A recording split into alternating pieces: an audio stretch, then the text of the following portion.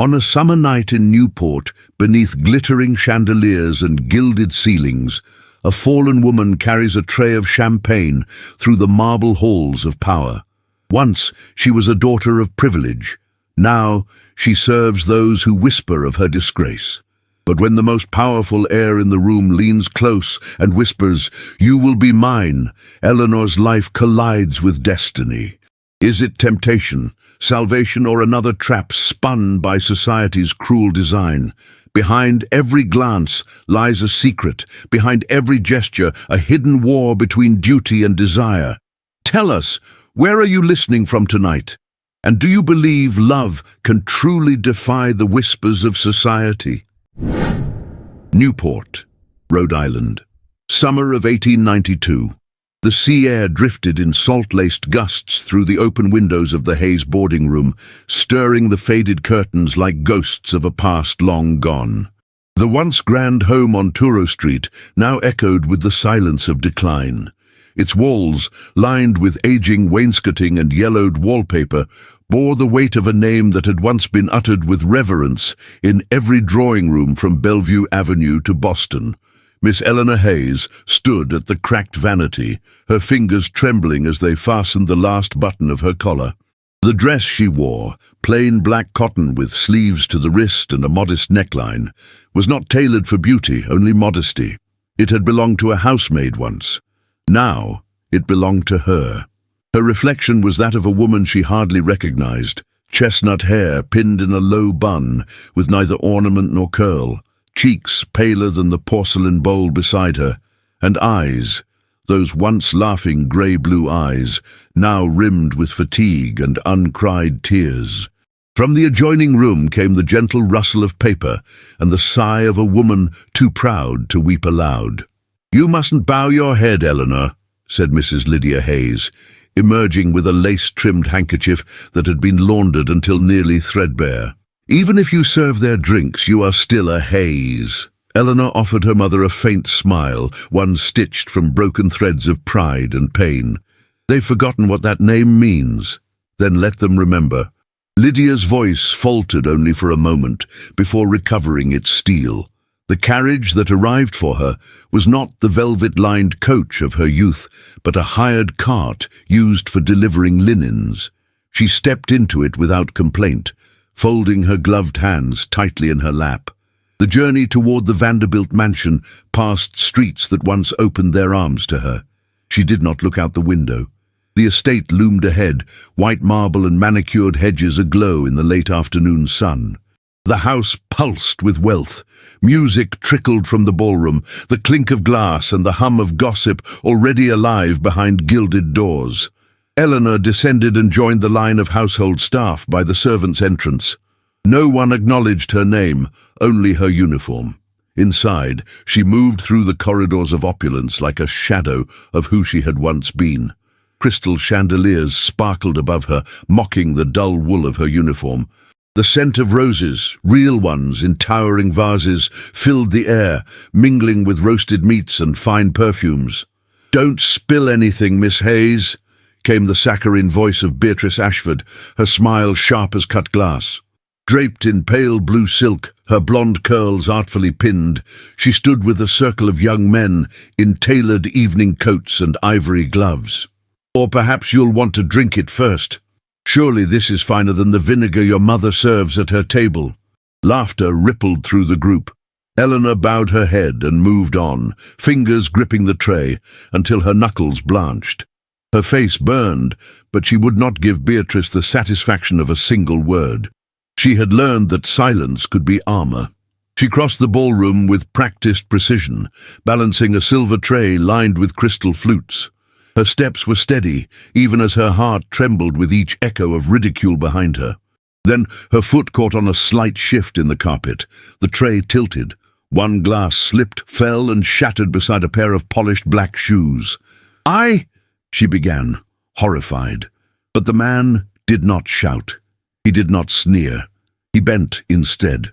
Strong hands lifted the tray from her grasp. Her breath caught as she looked up and met the eyes of Marcus Vanderbilt III. He was taller than she remembered from the portraits in society pages.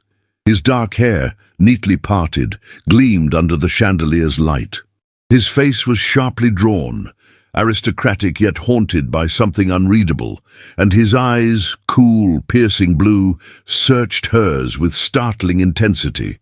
"You're bleeding," he said simply, taking her hand. She hadn't noticed the nick on her finger from the glass. He reached into his breast pocket and produced a white handkerchief, wrapping it around her hand with quiet efficiency. Neither spoke. Then, someone called his name. A cluster of men approached, railroad partners no doubt. Marcus hesitated before stepping away. He did not return the tray. The evening stretched on, filled with laughter and clinking silver. Eleanor resumed her tasks with the numb grace of survival. Yet every time she looked up, she found his gaze upon her, steady, unreadable, unwavering. And then, near the end of the evening, as guests began to drift toward the gardens for cigars and brandy, he passed beside her once more. This time he stopped. He leaned in, not close enough to touch her, but close enough to steal her breath. His voice, low and deliberate, brushed against her ear like velvet. "You will be mine." She stood frozen, the words echoing through her like the notes of a requiem, and the first chords of something dangerously new. The morning sun filtered through sheer muslin curtains, casting a pale golden glow over the modest room on the second floor of the boarding house. The delicate light did little to warm the chilled air, or the heavy silence that lingered in the small parlour where Mrs. Lydia Hayes sat stiffly, reading the society column of the Newport Herald. Her gloved fingers, though tremulous, gripped the paper with the dignity of a woman who refused to surrender entirely to shame. Seen together near the gardens, he whispered something that left her shaken.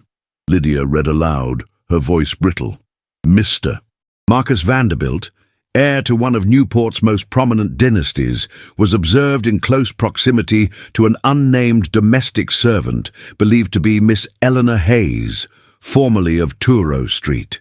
She folded the paper with painful precision, as though each crease might contain the force of her restraint. Across the room, Eleanor stood at the window, arms crossed tightly over her bodice, her profile drawn in sharp relief against the light. Her chestnut hair, unadorned, was pinned neatly at her nape. Her dress, plain blue calico, held no trace of the grandeur she had once known, and yet there was a stillness in her bearing, an unspoken defiance that time and scandal had not managed to extinguish. "They make it sound as if I seduced him," she said quietly, her voice low and even. "As if I went there with the intention of disgracing myself. They don't need facts, Eleanor, only whispers." Lydia rose slowly and placed the paper on the small tea table. "This is the cost of falling from grace. You know that." Eleanor's eyes did not move from the street below. Horse-drawn carriages passed in the distance, their wheels clattering against cobblestones. The world, it seemed, continued unbothered by her name, being dragged through drawing rooms like so much gossip-stained linen. "I didn't say a word to him all evening," she murmured, "except to apologize for the broken glass." "But he spoke to you," Lydia's gaze sharpened, "and that's all the world needed to see." A knock on the door startled them both. Eleanor turned first, but it was Lydia who answered. Standing in the hallway was a young boy in a delivery cap, holding a white envelope sealed in red wax. "For Miss Hayes," he said, eyes wide with a mixture of curiosity and mischief, "from the Vanderbilt estate." The wax bore the distinctive V emblem. Eleanor did not move as Lydia accepted the letter.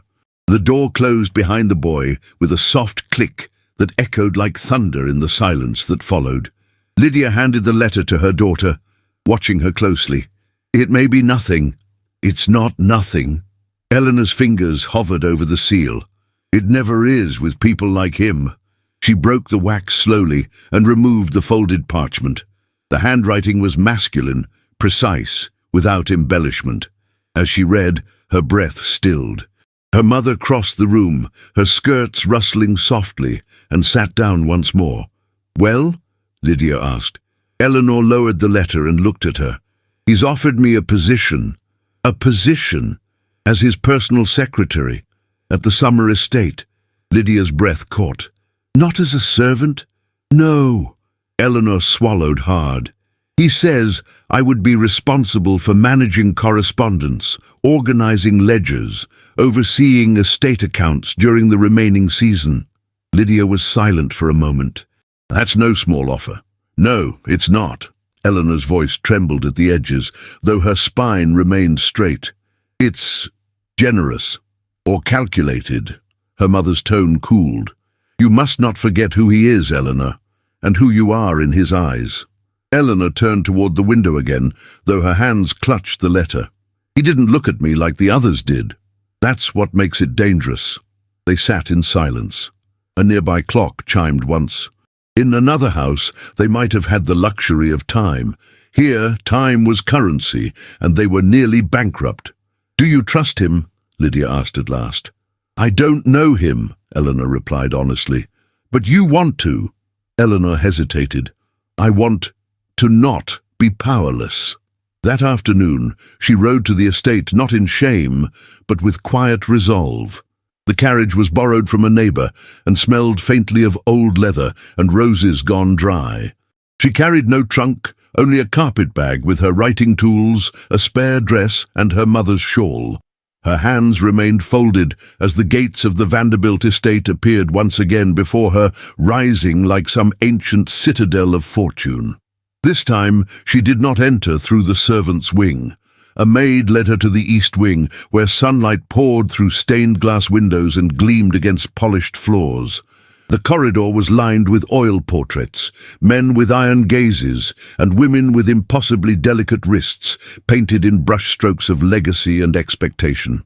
She was ushered into a study panelled in dark walnut, its shelves filled with ledgers and leather-bound volumes. Maps hung above the hearth. The air smelled of ink, smoke, and the faintest trace of bergamot. Marcus Vanderbilt stood by the window, back turned. He did not glance up immediately, as if aware that his silence was a kind of power. When he did turn, his expression was unreadable. Miss Hayes. His voice was smooth, unhurried. Thank you for coming. She stepped forward, neither meek nor bold, and met his gaze. You made it difficult to refuse. I don't like to be ignored. His mouth curved faintly. And I admire efficiency. I came to hear the terms, she said, not to flatter your pride. Then let me be clear. He crossed the room slowly, hands clasped behind his back. I have more correspondences than I care to admit. My associates are multiplying by the day, and my summer staff is trained in embroidery and discretion, but not arithmetic. I need someone who can read between the lines, someone I can trust. Her chin lifted slightly. Why me? He paused. Because you've already lost everything. That makes you honest. The answer stung more than she let on. I won't be bought, she said quietly. If that is your intention, you'll have to find someone else. I don't buy people, he replied, his tone calm. Only time and silence. There was a stillness between them, heavy with unspoken tension. Eleanor lowered her eyes briefly, then raised them again. Then you'll have both, for a fair wage, and nothing more. He studied her, the way one might examine a rare coin worn at the edges. Not for value, but for origin. At last he inclined his head. Very well, the wage will be respectable. You'll have your own quarters. The work begins tomorrow. She turned to go. Eleanor. She froze. He had not used her name before. She turned cautiously. He was closer than she expected. I'm not asking for anything more than your skill and your loyalty. His voice dropped a note. But people will say otherwise. I know. He took a step nearer, not touching her, but near enough for her breath to catch. Do you fear that? He asked. I fear only giving the world a reason to whisper. He gave a slow, unreadable smile. We'll see. And with that, he turned away, leaving her heart thudding in a rhythm she did not welcome, yet could not deny. The east wing of the Vanderbilt estate stood in elegant silence, far removed from the murmur of guests and the glint of crystal chandeliers. Here, among tall windows draped in damask and hallways lined with imported marble, Eleanor Hayes took her first steps into a life she had never imagined would be offered back to her. Not as a guest, not as a debutante, but as a woman of function and quiet necessity. She had risen early that morning, long before the house stirred, and dressed in a slate-grey walking dress of modest cut and fine but plain wool. The bodice was high-necked, adorned only with a single jet button at the collar, and the sleeves hugged her arms with restrained elegance. Though not lavish, it was no longer the garb of a servant. Her boots were clean, her gloves intact, and her hair pulled into a low chignon at the nape of her neck, neat, professional, unsentimental. The study where she worked was a sanctum of masculine order and inherited authority. Rich mahogany shelves cradled volumes with gold lettering, and green-shaded lamps cast pools of warm light over the massive desk she was now permitted to use. The room smelled of ink, tobacco, and the faint sweetness of sandalwood, remnants of Marcus Vanderbilt's presence which lingered even in his absence. Each morning, Eleanor transcribed dictated letters from his notes, copied out reports, and arranged incoming correspondence into meticulous categories. Her script, honed by years of genteel education, flowed with precision across the cream-colored paper. She worked silently, efficiently, and with the poised dignity of someone who knew how much of herself she had wagered for the right to sit at that desk. From time to time, he would appear without warning. She would glance up and find him standing in the doorway, coat unbuttoned, gloves removed, watching her with unreadable eyes. He rarely interrupted her, merely offered a curt nod before proceeding to his own desk, which faced hers at a discreet angle.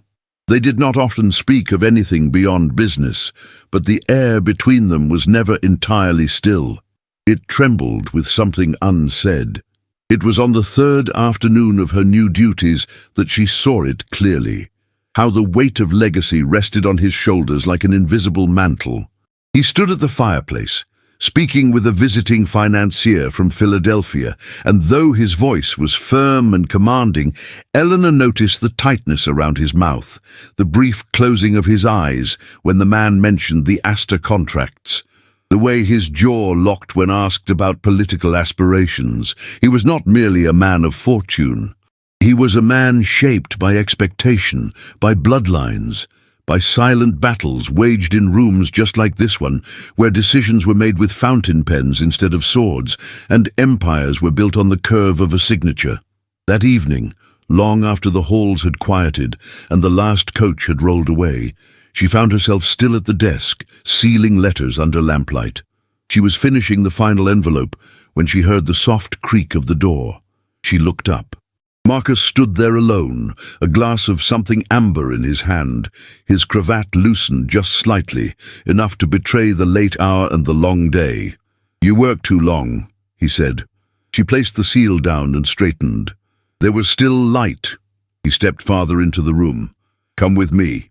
Eleanor hesitated, unsure whether to protest or obey. In the end, she followed him. They moved down the silent corridor and through the double doors that led into the garden. The night was mild, the air tinged with brine from the sea and the perfume of white roses that lined the gravel paths. Lanterns hung from wrought iron posts, casting flickering halos along the marble benches and trimmed hedges. Moonlight shimmered on the fountain at the center of the garden, and the gentle splash of water was the only sound between them. He walked beside her in silence for several paces before stopping beneath a canopy of ivy.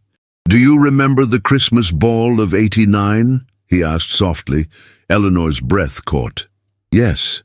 You wore green velvet," he continued, looking toward the horizon, "with gold trim and a small emerald at your throat." Her heart fluttered. She hadn't thought anyone had noticed her that night. It had been one of the last evenings before everything had begun to unravel.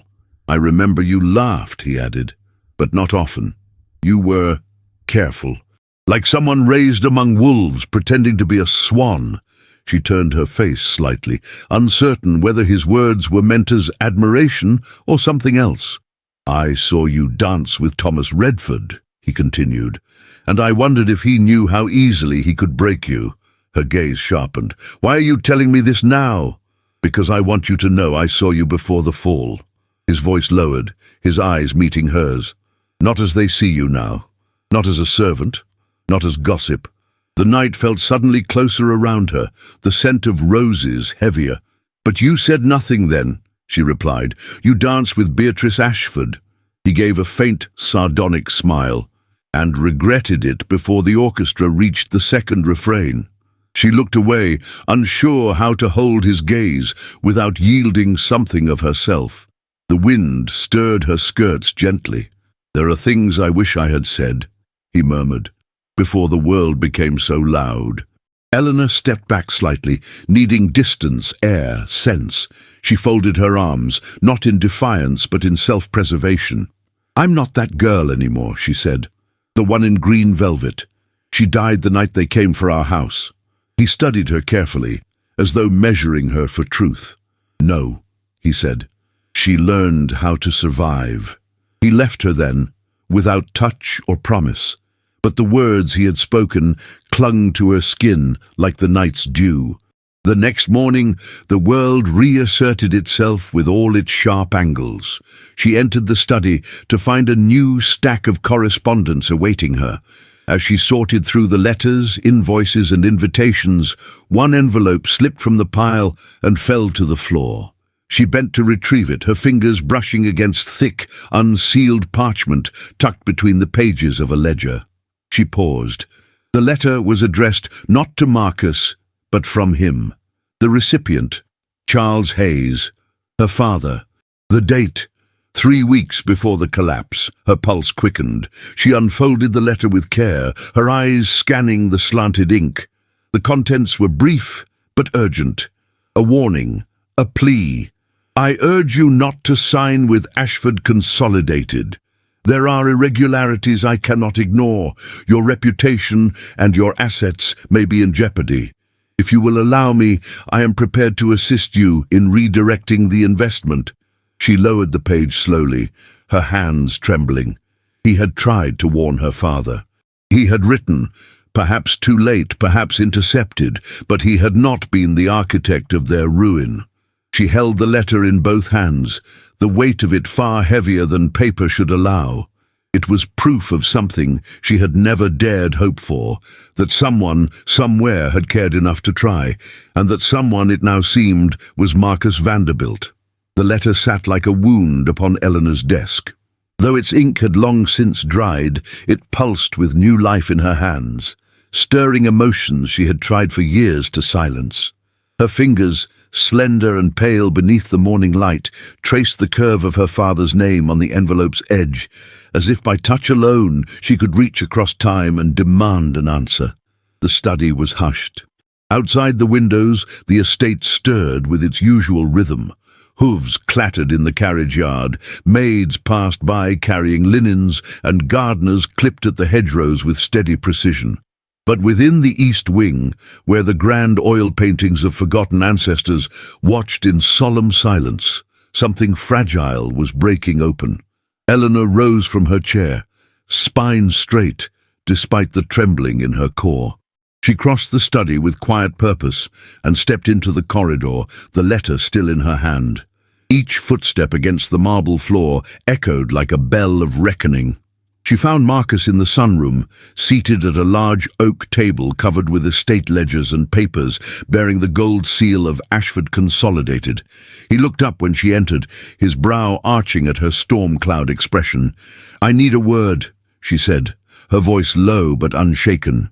Marcus closed the ledger before him and gestured to the chair across from him, but she did not sit. Instead, she extended the letter. "I found this yesterday, between the pages of a ledger. You wrote to my father." Recognition flickered across his face like lightning across water.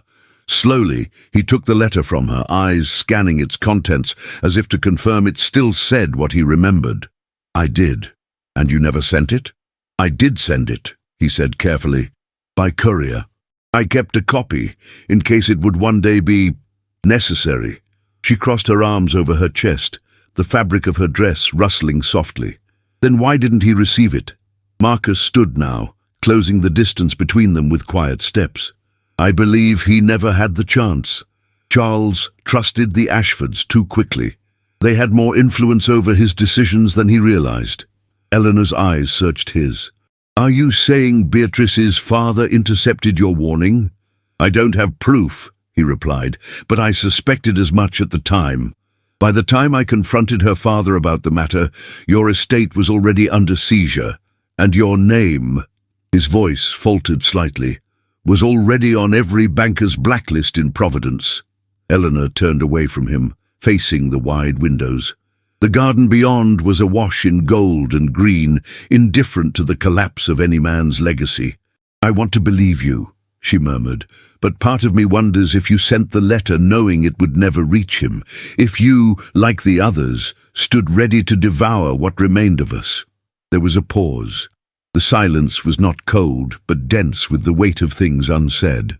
"I stood by," Marcus admitted, "because I was told it was too late, and perhaps because I didn't know where the line between mercy and interference lay, but I never wished your father harm.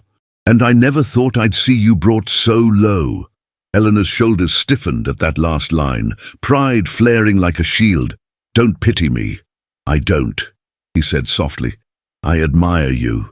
She turned then, and their eyes met, hers burning with hurt, his shadowed with something harder to name. Before either could speak again, a sharp knock at the door interrupted the moment. It was Mrs. Whitcomb, the housekeeper, flanked by two maids who looked deeply uncomfortable. "Pardon me, sir," she said, clutching something in her hand, wrapped in a white handkerchief. "We've found a matter that requires your attention." Eleanor stepped aside as Mrs. Whitcomb approached the table and unfolded the handkerchief to reveal a glittering object nestled within the folds of linen, a brooch of deep blue sapphires rimmed with pearls. "That piece belongs to Miss Ashford," the housekeeper announced gravely.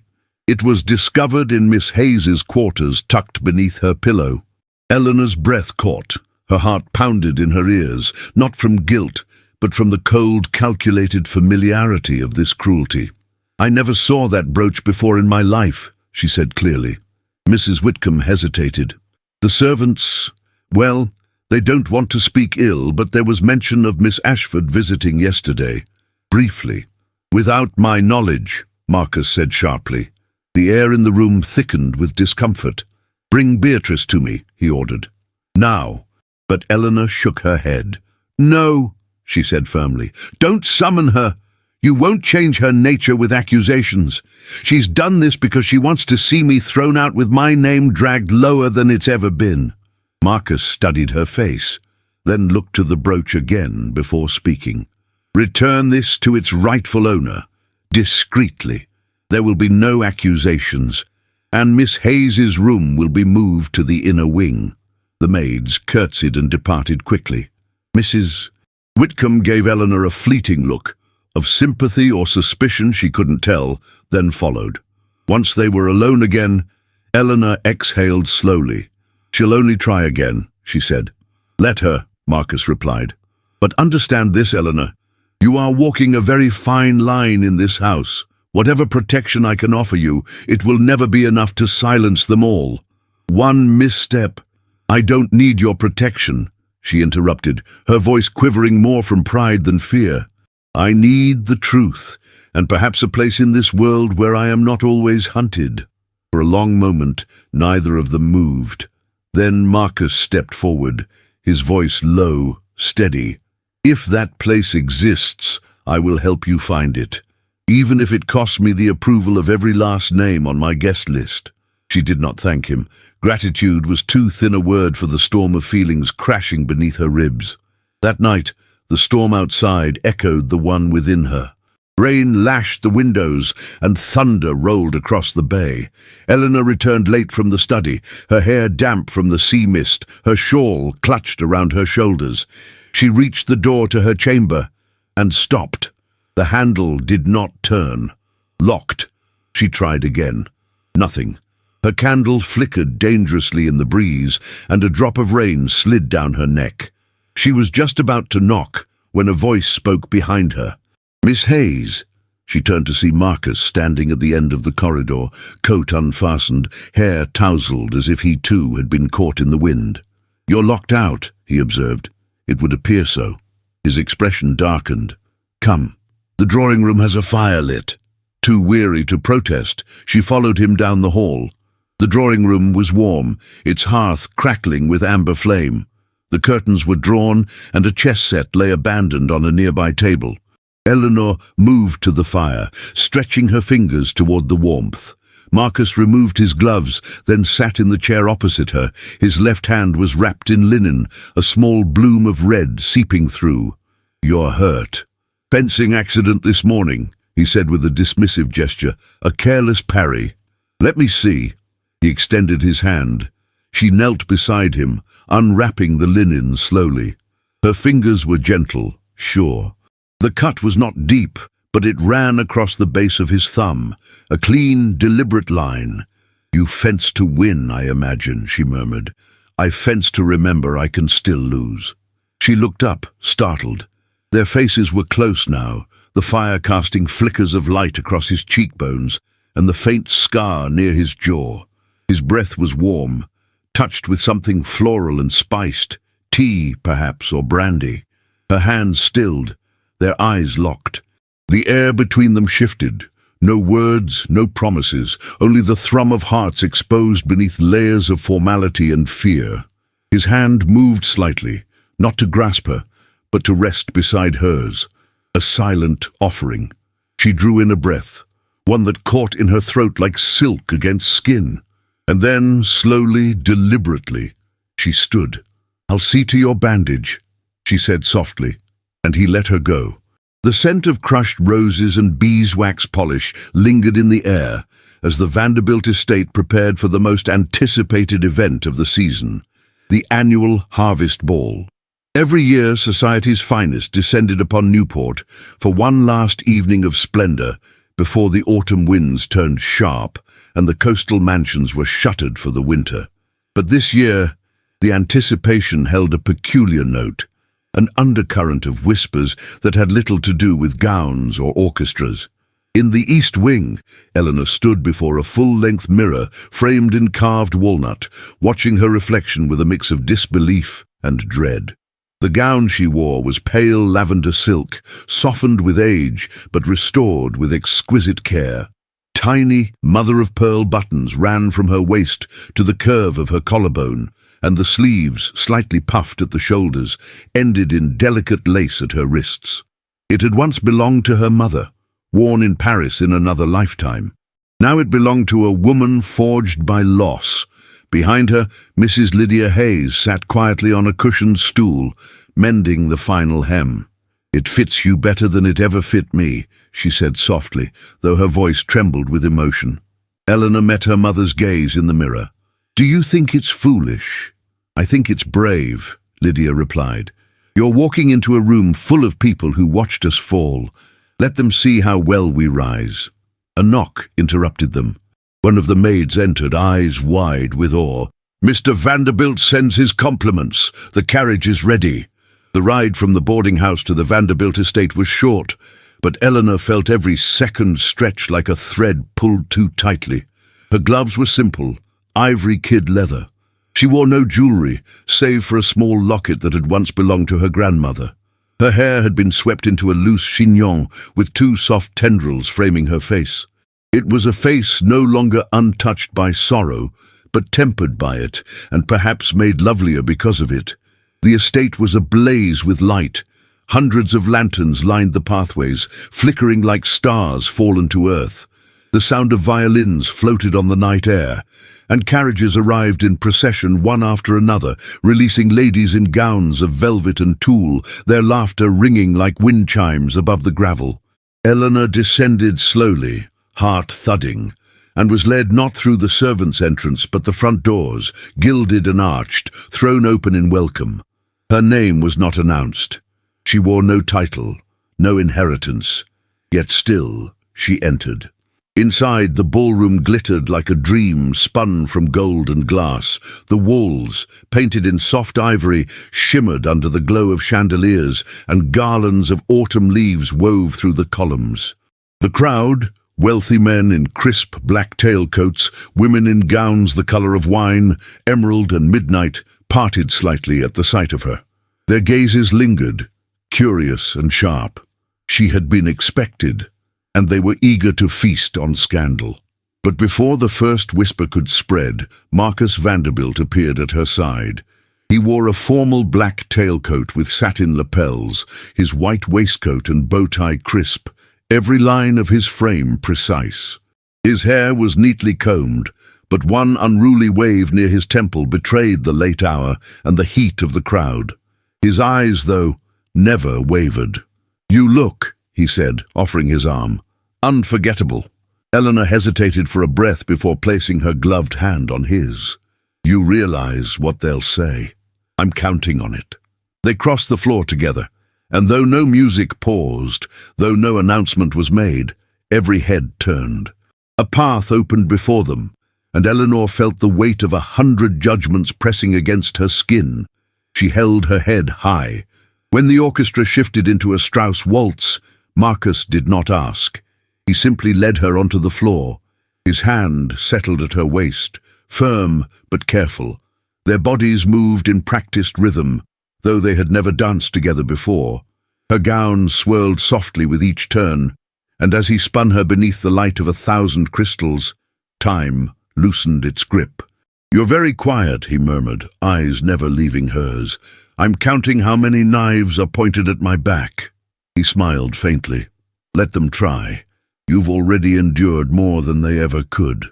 They danced in silence after that, save for the music that rose and fell around them like a tide. When the waltz ended, Marcus bowed and kissed her gloved hand with solemn grace.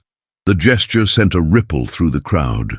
Not far from the dance floor, Beatrice Ashford stood beneath a cluster of lanterns, her lips curved into a smile too sharp to be called pleasant. She was clad in emerald satin, a jeweled comb glittering in her hair, and a cluster of young men surrounded her, each eager to be seen beside her, though none truly wanted to be near the ice beneath her gaze. "Well," she said aloud, though her voice was pitched perfectly to carry, "it seems charity balls are no longer scheduled on the calendar. They come straight into our ballrooms now." Laughter followed, brittle and forced. Eleanor turned her head slightly, hearing it, but said nothing. Marcus did. With one smooth movement, he stepped away from Eleanor and approached Beatrice. "Miss Ashford," he said evenly, "it's comforting to know your tongue is as sharp as ever. It must be exhausting, keeping it honed on other people's reputations." She blinked, feigning confusion. "Why, Marcus? I only meant to congratulate you. I hear redemption is in fashion this season." He smiled thinly. "Then allow me to be the first to say you are terribly out of style." He returned to Eleanor and offered his arm once more. Together, they walked toward the veranda, leaving the laughter behind them. Outdoors, the night had cooled. The air carried a hint of brine and distant chimney smoke. Lanterns cast soft golden halos along the railing. Eleanor stepped away from the crowd, finding a quiet corner beneath a willow tree whose branches trembled in the breeze. Marcus joined her moments later, offering her a glass of chilled champagne. She accepted it silently, but did not drink.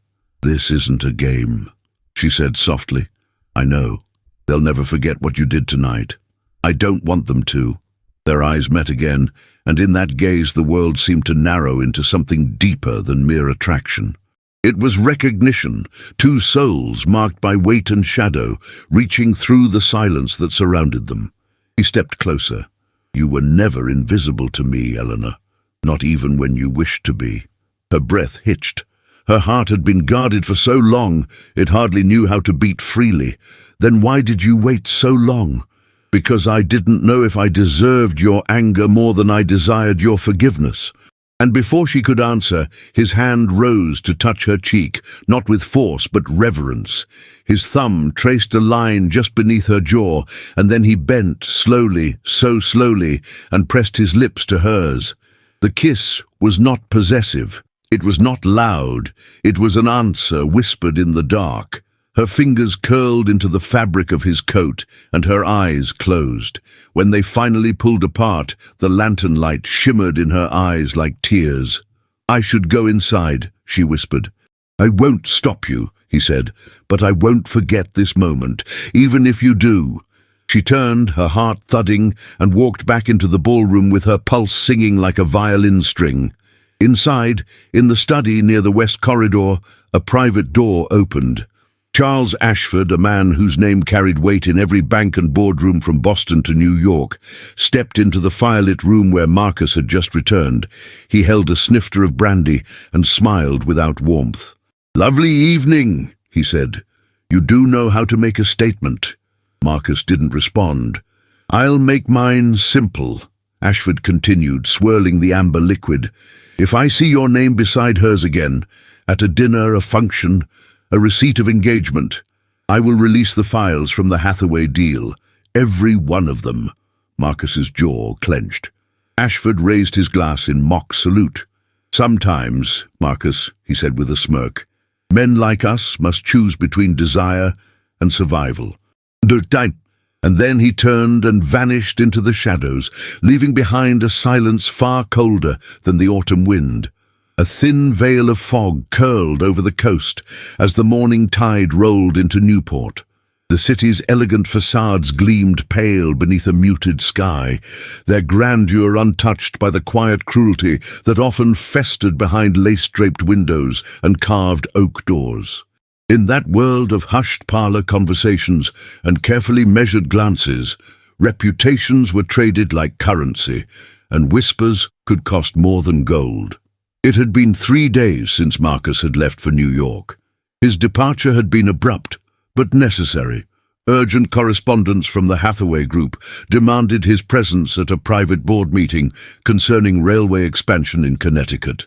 He left instructions for Eleanor to continue managing correspondence in his absence, and reminded her, in a tone that was nearly tender, to take her walks in the garden before the weather turned. Eleanor had nodded politely, though her heart had tugged with an emotion she would not name. Now, with his absence echoing through the empty corridors of the East Wing, the silence grew heavier with each passing hour. It began subtly. A maid stopped meeting her gaze in the morning hallway. The cook, who once smiled as she passed through the kitchens, now kept her head down and spoke in hushed tones. By the second evening, 2 invitations arrived for Marcus, both accompanied by carefully worded notes requesting clarification about the status of Miss Hayes and whether she would be continuing her duties in the manner observed at the harvest ball. On the 3rd day, Mrs. Lydia Hayes opened a folded paper slipped beneath their boarding house door. There was no signature, no official seal, just a brief, brutal message printed in block letters: "You have 30 days to vacate." When Eleanor arrived home that evening, her mother was seated by the hearth, the letter gripped tightly in her hand. Her face was pale, her lips drawn tight as thread. "It's from no one," she said before Eleanor could ask. "Which means it's from everyone." Eleanor took the paper slowly, read it once, then again. Her fingers did not tremble, but something inside her did. "The landlady has always been kind," she whispered. "Kindness fades when pressure rises," her mother replied bitterly. "They've all turned their backs." The next morning, Eleanor rose early and walked alone to 3 of the city's former acquaintances. Families who once dined in her father's parlor, who had once called her by her name with affection, admiration even. The First Lady received her with a strained smile and insisted her husband was away. The second kept her waiting in the entry hall, only to send a butler with a note saying, "Our household cannot involve itself in difficult matters at this time." The third, an old friend of her father's, shook his head solemnly as he walked her to the door. "My dear," he said, not unkindly, "you've become complicated." By nightfall, the whispers were no longer whispers. They had grown legs, mouths, eyes. Beatrice Ashford, ever gracious in her venom, had told several families over card games and tea that Eleanor Hayes had traded her morning gown for influence, that her reappearance at the harvest ball had been orchestrated, and that Marcus Vanderbilt, once so wise in his social associations, had now become blind to manipulation wrapped in silk. None of it was said in public, of course, but Newport society had never needed witnesses to execute a verdict. Eleanor returned to the estate late that evening, her steps slow, her gloves damp from the mist, only to find her room stripped bare. Her writing desk had been moved, her belongings stacked neatly in the hallway, as though she were a package to be delivered elsewhere. The housekeeper, Mrs. Whitcomb, met her with pursed lips. "You've been relieved of your post, Miss Hayes." "By whose order?" "I received word from Mr. Pembroke." Eleanor's breath hitched. "Mr. Pembroke is not Mr. Vanderbilt." The housekeeper shifted uncomfortably. "He spoke with authority. I had no choice." There was no scene, no raised voice. Eleanor gathered her things quietly, her face composed. She left a note for Marcus on the desk where she had once worked, though she doubted he would ever see it. That same night, as rain began to fall over Manhattan, Marcus Vanderbilt stood on the balcony of a private club near Madison Square, oblivious to the storm unraveling back home. A telegram from his housekeeper, delayed by a postal error, waited unopened on a silver tray in his private suite. It was only the next morning, as he sipped his coffee and opened the note, that his expression changed. Within an hour, he was on a train bound for Rhode Island. By the time the estate gates reappeared, the sun had already begun its descent behind the slate-grey clouds, casting the mansion in a bruised light. Marcus did not stop to greet the staff. He stormed into the main hall, his coat still damp with travel, and barked a single command. "Where is she?" No one had an answer. When he discovered Eleanor had been dismissed, without his knowledge, without his consent, his fury was quiet, but thunderous. He mounted his horse without changing clothes and rode through the damp streets of Newport until he arrived at the Ashfords' grand mansion, its wrought iron gates as imperious as the family within. A footman attempted to stop him at the door. Marcus brushed past. He found Beatrice and her father seated in the blue drawing-room, discussing something over port and candied walnuts. They looked up as he entered. "Marcus," Beatrice purred, rising slowly, "you should have sent word." "You had her dismissed," he said, his voice low and sharp. Beatrice blinked with feigned innocence. "I'm afraid I don't know who you mean." "You know exactly who I mean." Her father rose from his chair, clearing his throat. "You're speaking of Miss Hayes," he said smoothly, "a woman whose presence has complicated matters for many of us." Marcus advanced a step. "I gave no order for her removal." "No," said Beatrice, "but you left a vacuum, and we merely filled it, for your own good." He turned his gaze to her fully now, eyes narrowed.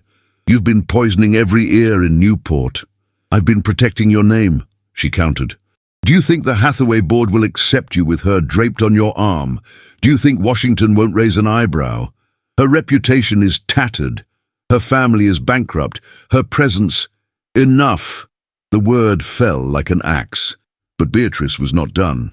"There's a solution," she said softly, stepping toward him. "Marry me, Marcus. Let this all go. I can restore the Hayes name, quiet the whispers, control the damage." Behind her, her father nodded. "You marry Beatrice," he added, "and the documents from Hathaway, the ones tied to your father's final investments, will remain exactly where they are, quiet, safe." Marcus stared at them, as if seeing them for what they truly were for the first time. Not allies, not peers, but parasites dressed in brocade. And then, from the doorway, a sound. He turned. Eleanor stood there. Her cloak was soaked through, her bonnet askew. Her cheeks were pale, and her eyes, those eyes, were wide and wounded. "I came to return something," she said quietly, her voice like glass. She held out a leather-bound book, Marcus's ledger. "I thought I'd forgotten to take it with me, but I hadn't. I just wanted to see." Her gaze flicked to Beatrice, then to Mr. Ashford, and then finally to Marcus. "I understand everything now." She turned before he could speak, before he could cross the room, and slipped out into the night. And this time, she left no note. The rain fell in fine, steady lines, as if the sky itself had grown weary of the silence that had settled over Newport. The city's elegance, so proudly paraded in summer, now dulled beneath the weight of autumn. Windows were shuttered, gardens stripped bare by wind, and the carriages that once carried laughter now rolled past quietly, their lamps flickering in the mist. Marcus Vanderbilt rode alone, his coat drenched, his gloves stained from clutching the reins too tightly. His horse, slick with rain and sweat, moved at a steady pace, tracing the same streets for the third time that day. Each shop front he passed, each alleyway he scanned, offered only shadows. No sign of her, no trace. Eleanor had vanished. In the days since her disappearance from the Ashford mansion, he had searched without rest. He had questioned the boarding house staff, visited dressmakers, laundries, schools, even the smaller churches. Anywhere a woman of education and dignity might have gone to hide her name. But Eleanor was too clever to be found easily. She knew which doors he would knock on, so she had chosen the ones he wouldn't think to open. But Marcus was not a man who surrendered to silence. By the sixth day his boots were worn from walking, his patience frayed from the weight of unsaid apologies, and yet he kept searching. At the edge of Newport, in a neighborhood where the cobblestones gave way to dirt and the gas lamps flickered unevenly, a small dress shop stood behind an iron gate. Its windows were fogged, its roof patched with tin. The painted sign above the door had once read, "Miss Parker's Sewing and Repair," but the "and" had faded, and now it simply read, "Sewing Repair." Inside, behind a curtain of muslin and spools of faded thread, Eleanor Hayes worked quietly beneath a dim oil lamp. Her name there was not Eleanor. It was Miss Ellen Marsh, a seamstress with no family, no connections, and no past. She wore her hair tucked into a tight bun, covered by a modest bonnet. Her hands, though still graceful, bore tiny pricks and calluses. She earned little, but paid her rent on time. She kept to herself and did not speak unless spoken to. The neighborhood women, mostly widows and washerwomen, found her pleasant but distant. She had chosen this life not out of shame, but survival. She had seen what charity did to women. It made them small, grateful, silent. She would not be rescued, not even by him. On the morning of the fire, Eleanor was bent over a child's dress, stitching a torn hem, when a boy burst into the shop, breathless and wild-eyed. "Ma'am, it's the boarding house on Truro Street. There's fire coming from the roof." Eleanor dropped the garment instantly, her needle clattering to the floor. She didn't wait to explain. She didn't even grab her cloak. Her feet were already pounding the muddy street, skirts soaked and lungs burning, as she ran back toward the place that had once been her only refuge. By the time she reached the hill, smoke was already rising in thick black columns. Flames licked at the top floor, the roof groaning beneath the pressure. Men shouted, forming a line with buckets from the well, and women screamed names into the wind. "Mother," Eleanor cried, pushing through the crowd. "Has anyone seen my mother?" No one answered. Then a voice broke through the chaos. "She's still inside." Eleanor's blood froze. Before she could move, another figure surged through the smoke. Tall, dark, unrecognizable at first, until she saw the torn edge of the overcoat, the familiar boots, the profile she could never forget. Marcus. He threw himself through the front doors without hesitation, disappearing into the blaze just as the structure gave a low, angry moan. The crowd gasped. Eleanor stood frozen, heart pounding in her ears, the world tilting beneath her feet. She wanted to scream, to run after him, but strong arms held her back, someone she didn't know murmuring, "You can't go in there, miss, it's not safe." Then, through the smoke, a shadow emerged. Marcus staggered out, coughing violently, one arm wrapped around a fragile figure. Mrs. Hayes, wrapped in a blanket, her grey hair singed but intact. He collapsed to his knees just as Eleanor reached them. "Mother," she whispered, tears spilling freely now. "I'm fine," Lydia croaked, dazed. He pulled me from the bed. I didn't even know." Eleanor looked to Marcus. His face was streaked with soot, his hair damp with sweat. But his eyes, those eyes, found hers. "You fool," she said, her voice breaking. "You could have died." He managed a breathless smile. "You always said I never thought things through." She let out a laugh that was half a sob, half fury. The fire brigade moved around them. People were shouting, clapping, pointing. But all Eleanor could see was the man before her, the man she had fled, feared, resented, and never stopped remembering.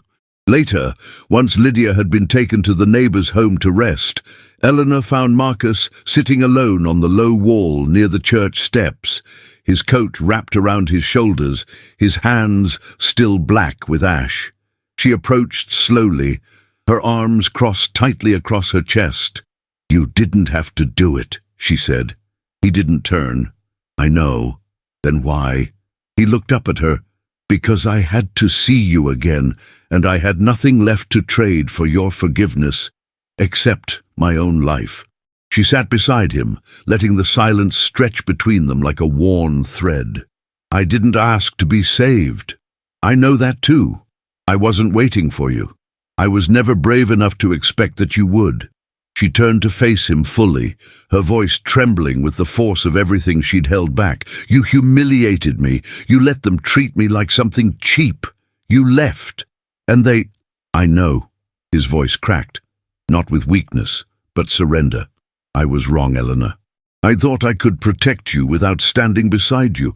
I thought if I gave you space, the world would forget. But the world doesn't forget women like you. It punishes them. And I stood too far away to stop it." She looked down, her gloves clenched in her lap. He continued, softer now. "I don't want to own you, Eleanor. I don't want to fix you. I just want to stand where you are, with you, if you'll let me." She inhaled, slow and deep, as if the air itself might carry away the ache inside her. "Marcus." She turned toward him, tears welling but unshed. "We cannot begin again in ruins." He nodded, his throat working to swallow the weight of her words. "Then we'll build something new," he said, "not on ashes, but on truth." And in the fading light of that smoky afternoon, they did not kiss. They did not make promises. But she let her head fall gently against his shoulder, and he let his hand brush the back of hers, and it was enough, for now. The winds of late October swept through Newport with a sharpness that seemed to cleanse the streets of their pretense. The gilded facades, the clipped hedgerows, the towering mansions, everything remained in place, but something beneath the surface had shifted. The city, once so certain of its hierarchy, had begun to murmur a different tune. Whispers had turned to questions. Questions had become speculation. And speculation, in the hands of the right men, could topple dynasties. Marcus Vanderbilt sat alone in his study, the golden seal of the Providence Gazette open before him. The ink was still fresh, the headline bold. "Ashford Scandal Unveiled. Veterans' Funds Misappropriated for Private Investments." Below it, the details unfolded with precision and quiet fury. For over a year, Charles Ashford had redirected funds meant for widows and wounded soldiers into high-risk ventures under shell companies bearing fabricated names. The paper did not speculate. Marcus had ensured they published evidence, letters, contracts, names. He had waited to reveal it. Too long, perhaps, but timing, in the Gilded Age, was as valuable as gold. He leaned back in his chair, eyes closed briefly as the weight of the decision settled over him. He had known of the embezzlement for months, known that exposing it would destroy one of Newport's most powerful families, and with them the fragile balance of alliances that had once protected his own inheritance.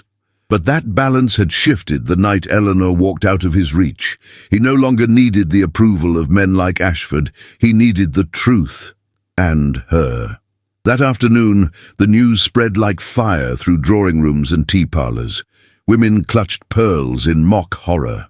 Men who had once toasted with Ashford now whispered of concerns and reputational exposure. Beatrice, once Newport's queen in emerald satin and glass smiles, found herself uninvited to luncheons, her name struck from guest lists with the same elegance she had once used to ruin others. By twilight, the Ashford carriage rolled out of town. No one waved goodbye. In a quieter part of Newport, Far from the scandalous echoes of parlours and social clubs, Eleanor walked alone through the cemetery gates. The air was cool, the earth damp beneath her boots, and the trees overhead rustled with brittle, falling leaves. She found the grave easily. Second row, third stone from the south wall. The lettering had begun to fade. Charles R. Hayes, devoted husband and father, 1839-1891. She stood for a long moment in silence, the wind tugging at her coat. Then slowly, she knelt. "I carried your name like a burden," she whispered, her voice shaking, "like a curse that followed me into every room." Her fingers brushed the moss growing at the base of the stone. "But it wasn't your failure. It was theirs. The men who deceived you, the ones who let you fall." A pause, a breath. "And I forgive you. Not because you asked it, but because I can't carry this grief anymore." She closed her eyes and let her hand rest on the cold stone for a moment longer before rising. As she turned to leave, she saw her mother standing near the gate, her shawl drawn tight around her shoulders, eyes watchful. Lydia said nothing until they were walking side by side. "You always feared they would define you," she said softly. "But they only gave you something to rise above." Eleanor looked over at her, her gaze tender and tired. "I don't know if I have the strength to hope again." "You don't need strength for hope, child," Lydia answered. "You just need to stop fearing joy." That night, as clouds gathered low over the bay and the lamps in town blinked one by one to life, a note arrived for Eleanor. It was written in Marcus's hand, simple and unadorned. "Dinner, 8 o'clock, not a ball, no eyes but mine." She read it once, then again. Her heart, cautious but no longer closed, stirred. At 7:30, she stepped out of her mother's small parlour in a gown of deep plum, simple, long-sleeved, with a row of buttons down the back and a velvet ribbon at the waist. Her hair was swept up gently, a few tendrils loose at her temples. No necklace, no earrings, only the quiet confidence of a woman who had earned her place. When she arrived at the Vanderbilt estate, she expected grandeur, but what she found was intimacy. The main hall was dimly lit, the chandeliers above left untouched. Only the dining room glowed with the soft warmth of candlelight and the crackle of a low fire. The table was set for two. Marcus stood at the far end, not in formal wear, but in a dark dinner coat and open collar, his hair brushed but not sculpted. He looked up when she entered, and for a long moment, neither of them moved. "You came," he said, voice low. "You asked." He offered his arm, and she took it without hesitation. Dinner passed not in grand declarations, but in quiet conversation. They spoke of books, of travel, of her work at the shop and his frustration with board meetings, of her mother's health, of the wind over the coast. It was not romantic, it was real. After the final course, a warm plum tart, was cleared, Marcus rose and walked to the small cabinet near the fireplace. "I don't have diamonds," he said without turning. "Not tonight. You deserve more than something weighed in carats." When he returned, he held a small velvet box. She opened it slowly. Inside lay a pocket watch, her father's, restored, polished, whole. She gasped softly, fingers trembling as she lifted it from the box. "I found it," Marcus said, "months ago, at a pawn shop on Whitaker Street. I had it repaired. I wanted to give it to you when it mattered most." She opened the lid. Inside, where once had been only brass, a tiny inscription had been engraved, "For time lost and time regained." Her eyes filled with tears. She looked up. "Why now?" "Because I know who you are," he said, stepping closer, "and I know what I am, and I would rather spend the rest of my life earning your forgiveness than the rest of it regretting your absence." She stood very still, her hand around the watch. "Are you asking me to be yours?" "I'm asking you to be you, in my home, at my table, beside me, but never behind." Eleanor's breath caught. Her fingers still curled around the warm metal. Her voice, when it came, was steady, even if her heart was not. "Then ask." He took her hand. "Eleanor Hayes, will you begin again with me?" She nodded, Once, a tear slipping free. Yes. And in the quiet glow of that firelit room with no music and no witnesses, they stepped not into a fairy tale, but into something truer. A beginning, at last. The morning mist clung gently to the cliffs above Brenton Point, wrapping the craggy rocks in a veil of white, as though nature itself wished to lend privacy to the modest gathering atop the hill. Below, the Atlantic whispered against the shore, its rhythm steady, eternal. And high above, in a clearing bordered by wildflowers and wind-worn grasses, a circle of chairs faced the sea. There were no grand floral arrangements, no string quartets, no chandeliers suspended in tents of silk. But there was sunlight and sincerity, and the kind of hush that settles over a moment long awaited. Eleanor stood with her hands lightly folded in front of her, a small bouquet of white peonies and rosemary held against the bodice of her gown. The dress was simple, ivory muslin trimmed in antique lace, repurposed from her mother's wedding veil. It moved softly in the breeze, catching the light in ripples. Her hair was gathered at her nape with a satin ribbon the color of sea foam, and her cheeks, usually pale, held the soft hue of one who had not only been seen, but chosen. Across from her stood Marcus Vanderbilt, solemn in a charcoal-grey morning coat, his eyes never leaving hers. His cravat was loosely knotted, the wind tugging at the edge of his lapel, but his stance was composed, sure. His expression held none of the guarded calculation that once defined him. Today, he looked like a man unburdened. They were joined by only a handful of witnesses. Lydia Hayes, seated in a woven chair beside the minister, her shawl wrapped neatly over her shoulders. A few close friends of Marcus from the estate. 2 young girls from Eleanor's school who clutched small bunches of daisies in trembling hands. There were no titles exchanged, no choreographed procession. Only vows spoken with voices that trembled not from uncertainty, but from reverence.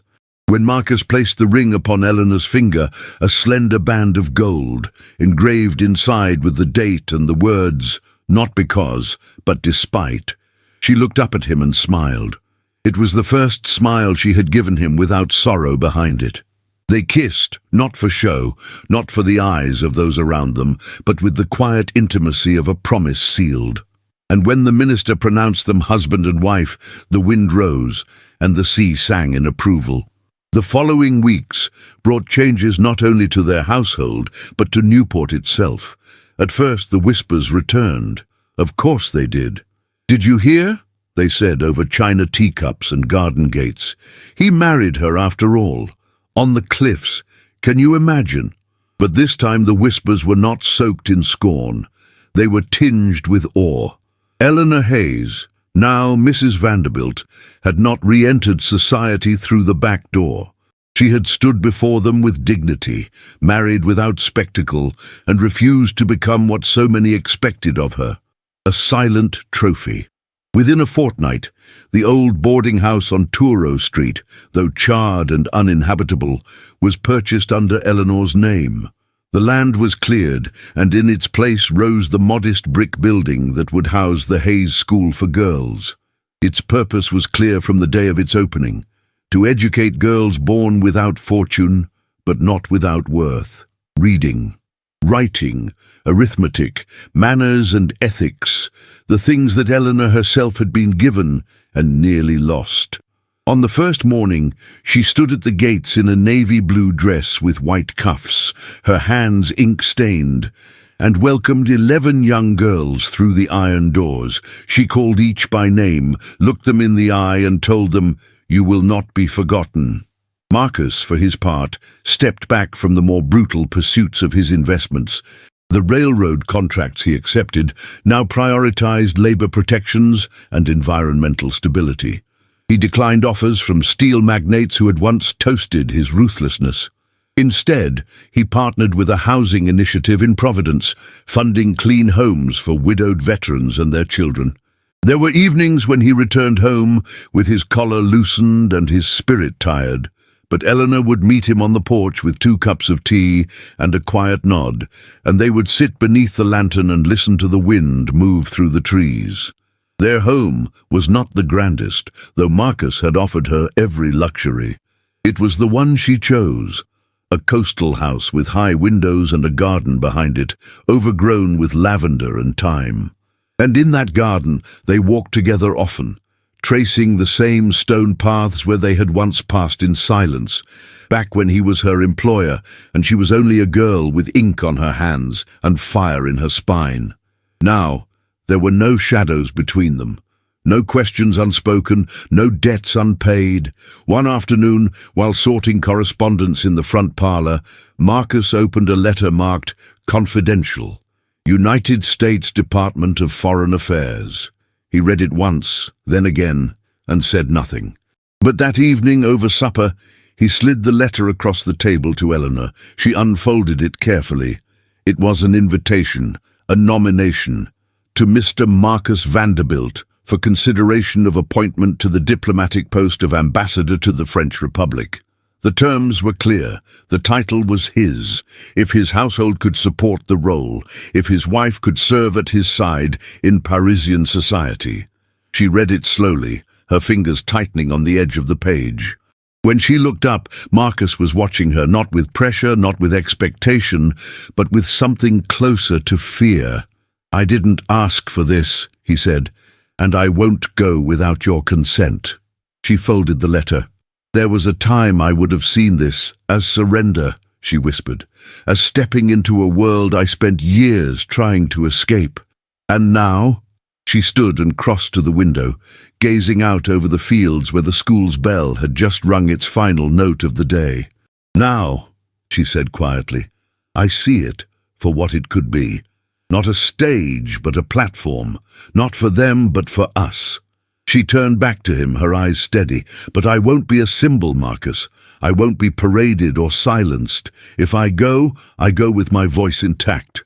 He rose from his chair and came to her, taking her hands in his. "I would never want you otherwise." And in that moment, as the autumn sun dipped low beyond the trees, Eleanor rested her head against his chest and breathed deeply. Not of fear, but of something new. Not hope, not yet joy, but belonging. And in her pocket, beside a fountain pen and a handkerchief, lay her father's watch, restored and ticking softly, not as a relic of what was lost, but as a witness to what had finally been found. Summer arrived softly that year, without the spectacle that usually swept through Newport's social season. There were no orchestras parading down Bellevue Avenue, no sudden eruption of parasols along the boardwalk. Instead, warmth unfolded like a secret in the grass, green and slow and full of promise. The sea no longer whispered of storm and memory, but carried a rhythm that felt tender, almost forgiving. And in the garden behind the coastal house on Ocean Drive, Eleanor sat alone at her writing table beneath the flowering dogwood tree.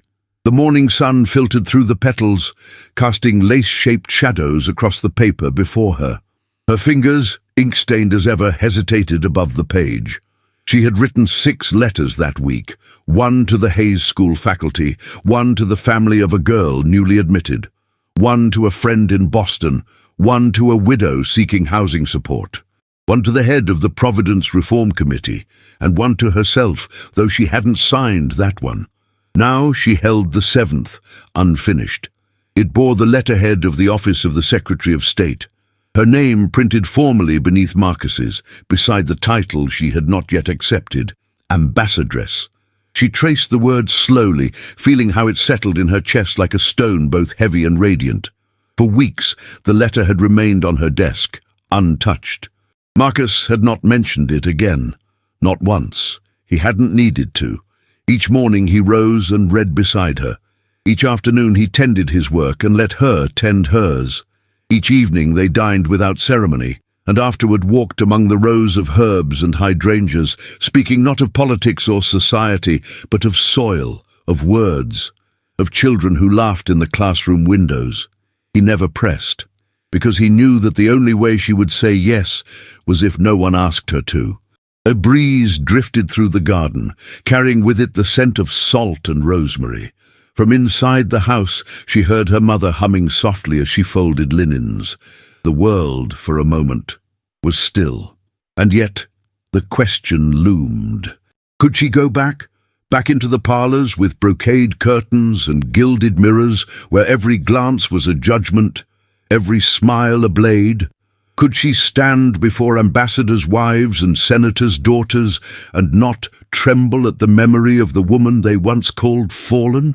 Could she hold her head high, not as a shadow behind her husband, but as a woman of consequence in her own right? The school had given her peace. The girls gave her purpose. The silence between her and Marcus no longer held ghosts, but still, the thought of stepping again into that world made her heart pause. She stood slowly and walked to the edge of the garden, where the land gave way to the cliff, and beyond it the ocean stretched endless and blue. There, beneath the wide sky, she closed her eyes. She thought of her father, and the way he used to press a hand to her shoulder when reading aloud. She thought of her mother, who had once served tea to women who would later cross the street to avoid her. She thought of Beatrice, and the smile that had never reached her eyes. She thought of herself, the night she walked out of the Ashford mansion alone, her name once again her only possession.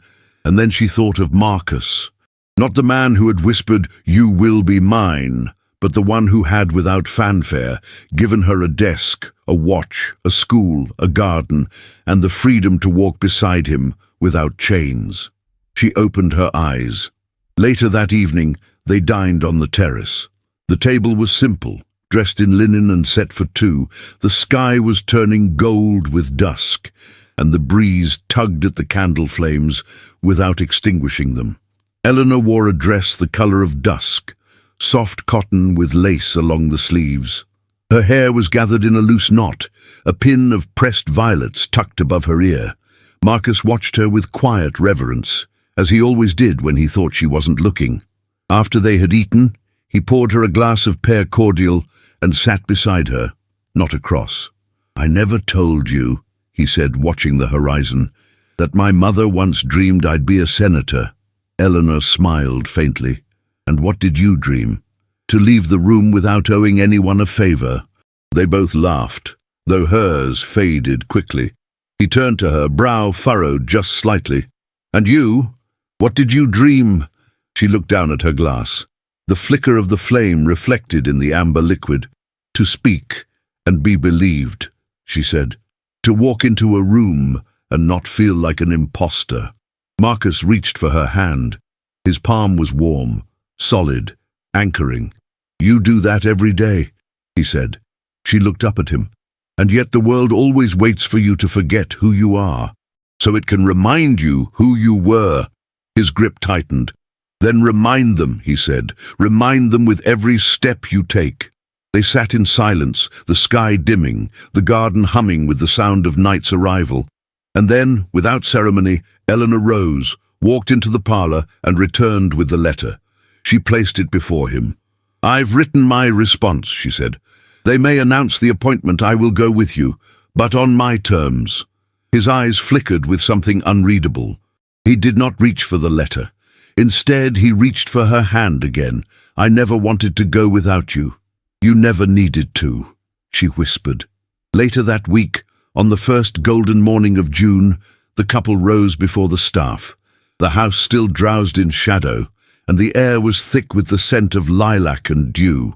Eleanor wore a linen walking dress and a wide-brimmed straw hat tied beneath her chin with navy ribbon. Marcus wore his usual grey, the hem of his coat brushing against the tops of the wet grass. They walked together along the shore, their footsteps leaving soft imprints in the sand. No one called out to them. No carriages passed. The sea was calm.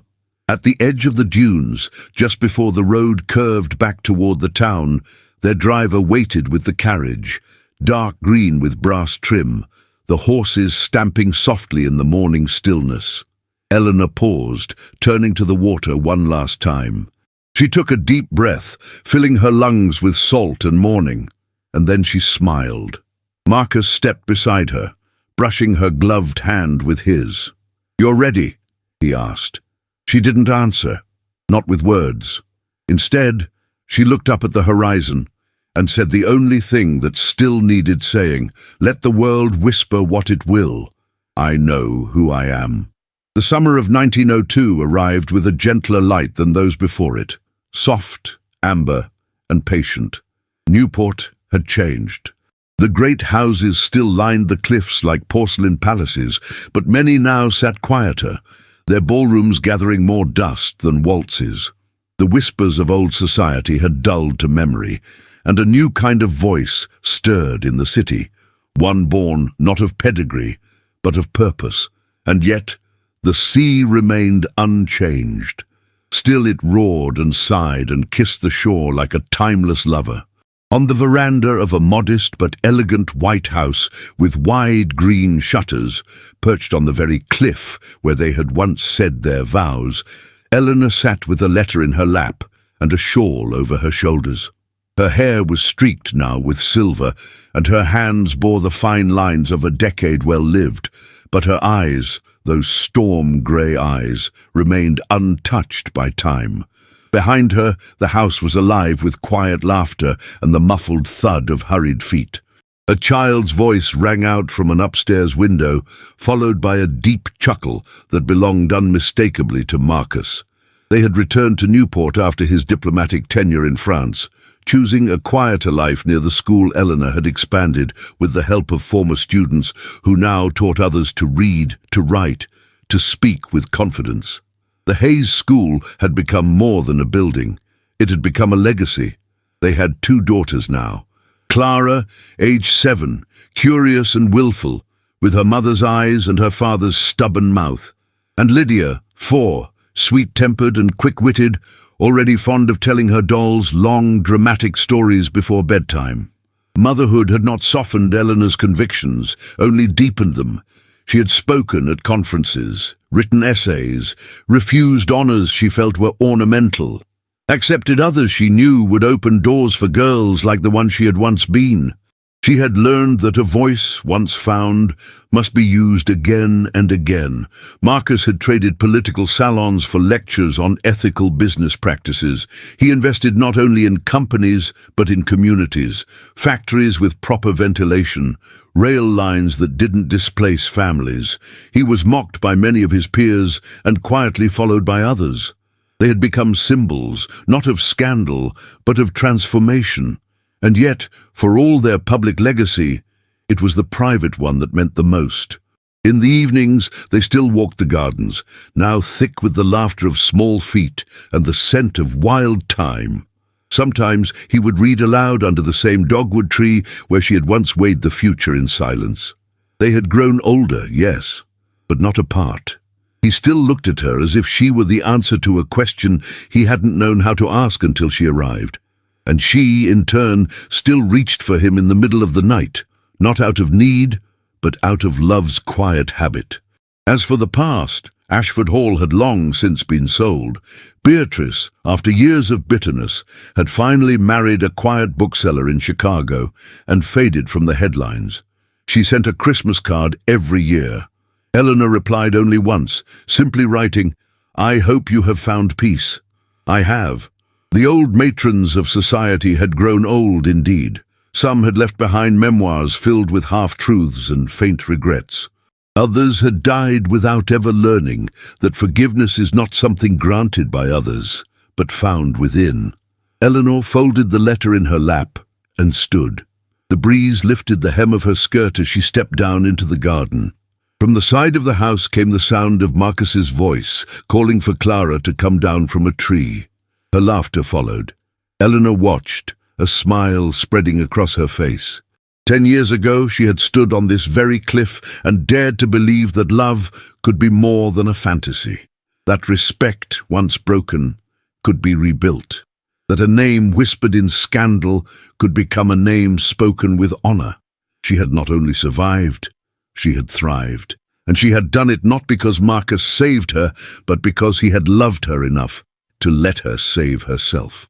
She turned back toward the house as Lydia came running down the path, curls bouncing, cheeks pink with joy.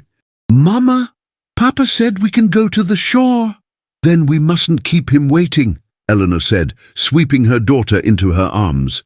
As they walked toward the sound of waves and laughter, Eleanor glanced once more at the sea. It no longer frightened her. It never had. But now, at last, she knew how to ride its tides and write her own story upon its shores. And the world, well, it could whisper what it liked. She had already answered. In a world that once measured worth by lineage, wealth and whispers, Eleanor's story reminds us that dignity is not inherited, it is chosen. Her journey from silence to strength, from survival to self-definition, is not just a tale from the Gilded Age. It is a mirror held up to every woman who has ever been underestimated, doubted or dismissed. This was never only about love, though love, when true, changes everything. It was about reclaiming a voice, about becoming the author of one's fate. Eleanor did not bend to society, she reshaped it. And through it all, she never stopped believing in the quiet power of a kind heart, a clear purpose, and a life lived without fear. If you, like Eleanor, believe that whispers should never define a woman's worth, we invite you to share this story with someone who needs to hear it. A sister, a friend, a daughter. Let her know she is not alone. We would love to know what this story stirred in you. Was there a moment that moved you most? Tell us in the comments below. And if you made it to the end, write the word courage. Because that's what Eleanor taught us, that courage is not loud, but it echoes across generations. And before you go, don't miss the other unforgettable love stories we've handpicked for you. They're waiting for you in the cards above. Each one is filled with drama, elegance, and hearts that dared to hope. Thank you for joining us. Until our next journey through time, keep believing in the power of quiet strength.